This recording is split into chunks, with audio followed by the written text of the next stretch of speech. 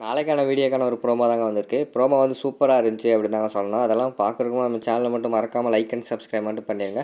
First எடுத்தோடனே வளையபடி வந்து ஆதி வந்து பாரதி சைட் அடிக்கிறதுக்காக பாரதி இருக்கிற இடத்துக்கே வந்து ஃபோன் பேசுகிற மாதிரி அங்கிட்டு இங்கிட்டு நடக்கிற மாதிரி பார்த்துக்கிட்டே இருக்காங்க. அதை வந்து அங்கிட்டு இருந்த மலர் வந்து பார்த்துடுறாங்க. என்ன நம்ம எம்டி வந்து எப்போ பார்த்தாலுமே நம்ம பாரதியே வந்து சைட் அடிக்கிற மாதிரியே தெரியுது, இது நல்லதுக்கு இல்லையே அப்படிங்கிற மாதிரி யோசிச்சுக்கிட்டே இருக்காங்க. திருப்பியும் போயிட்டு போயிட்டு வந்துக்கிட்டே இருக்காரு. அதாவது ஆதி வந்து பாரதியை பார்க்கறதுக்காக அங்கிட்டு போகிறாரு இங்கிட்டு போகிறாரு, வந்து கடைசியில் பார்த்தா பாரதி சைட் அடிச்சுட்டு போகிற மாதிரி காட்டிக்கிட்டு இருக்காங்க. உடனே மலர் வந்து அவன் பாரதி கிட்ட கேட்குறாங்க, பாரதி இதெல்லாம் நீ பார்த்தியா அப்படிங்கிற மாதிரி கேட்குறாங்க. எதை சொல்கிற அப்படிங்கிற மாதிரி வந்து பாரதி தெரியாத மாதிரி கேட்குறாங்க.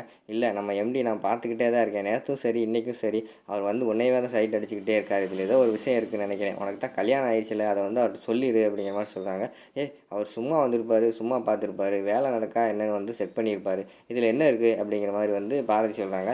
இல்லை எனக்கு என்னமோ தப்பாக தெரியுது, நான் ஒன்று செய்கிறேன் அதை நீ செய் அப்படின்னு சொல்கிறாங்க. அதெல்லாம் ஒன்றும் வேண்டாம் பேசாமல் இரு அப்படிங்கிற மாதிரி பாரதி சொல்கிறாங்க. அதெல்லாம் கிடையாது, நீ செஞ்சு தான் ஆகணும், நான் உனக்கு இப்போ ஃபோன் பண்ணுறேன் சரியா, நீ அப்படியே ஃபோனை கட் பண்ணாமல் நேராக எம்டி ரூமுக்குள்ளே போ, அங்கே போய் எனக்கு கல்யாணம் ஆயிடுச்சு அப்படின்னு உண்மையை சொல்லு, அவர் எப்படி ரியாக்ட் பண்ணாரு நான் பார்க்கணும் அப்படிங்கிற மாதிரி வந்து மலர் சொல்கிறாங்க. அதெல்லாம் வேண்டாம் அப்படிங்கிற மாதிரி பாரதி எவ்வளவோ சொல்கிறாங்க. ஆனால் மலர் வந்து விடுற மாதிரி இல்லை, சொல்கிறத கேளு நீ போ அப்படிங்கிற மாதிரி சொல்லிவிட்டு ஆதியோட ரூமுக்குள்ளே அனுப்பி வச்சிடுறாங்க. நம்ம பாரதி வந்து செல்லை அதாவது மொபைலில் ஆன் பண்ணி வச்சுட்டே வந்து உள்ளே போகிற மாதிரி காட்டுறாங்க. உள்ளே போனவுடனே ஆதிக்கிட்ட வந்து பாரதி பேசுகிற மாதிரி சொல்கிறாங்க. ஆதி இதெல்லாம் சரியில்லை, எனக்கு ஆல்ரெடி கல்யாணம் ஆயிடுச்சு, நீங்கள் பண்ணுறது கொஞ்சம் கூட சரியில்லை அப்படிங்கிற மாதிரி சொல்லிகிட்டு இருக்காங்க.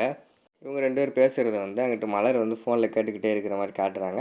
ஆதியும் சொல்கிறாரு, எனக்கும் தான் கல்யாணம் ஆயிடுச்சு, எனக்கு அழகாக ஒரு பொன் குழந்தை வேறு இருக்குது, அதனால் என்ன இருக்குது இப்போ அப்படிங்கிற மாதிரி சொல்கிறாங்க.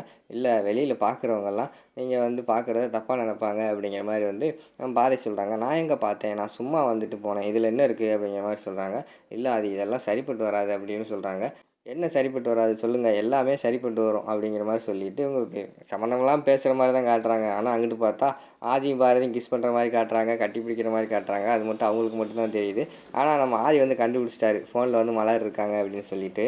நம்ம ஆதி வந்து அதெல்லாம் தெரியாத மாதிரி அதாவது கேஷுவலாக பேசுகிற மாதிரி பேசிக்கிட்டு இருக்கிற மாதிரி காட்டுறாங்க. ஆனால் இங்கே வந்து கிஸ்ஸு கக்கு எல்லாம் நடந்துக்கிட்டு தான் இருக்குது. அதோட பார்த்தீங்கன்னா அந்த ப்ரோமோ வந்து முடிச்சிடுறாங்க.